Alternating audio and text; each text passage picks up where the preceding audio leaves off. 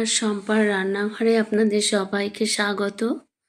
আজ আমি আপনাদের জন্য নিয়ে এসেছি একেবারে পারফেক্ট ঘটি বাড়ির মাছের ঝোলের রেসিপি, ফুলকপি এবং বড়ি দিয়ে আর ধনেপাতা দিয়ে। হালকা পাতলা একেবারে সুন্দর একটা মাছের ঝোলের রেসিপি। ঘটি বাড়িতে এইরকম পাতলা মাছের ঝোলই খাওয়া হয় বেশিরভাগ সময়।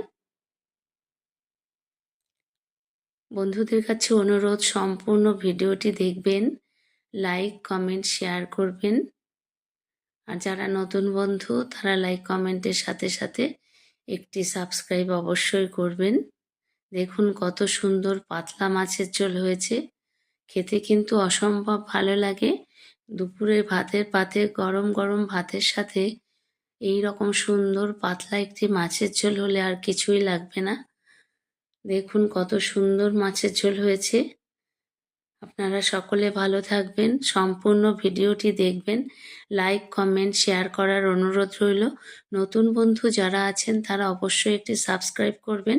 সাথে থাকার জন্য অসংখ্য ধন্যবাদ।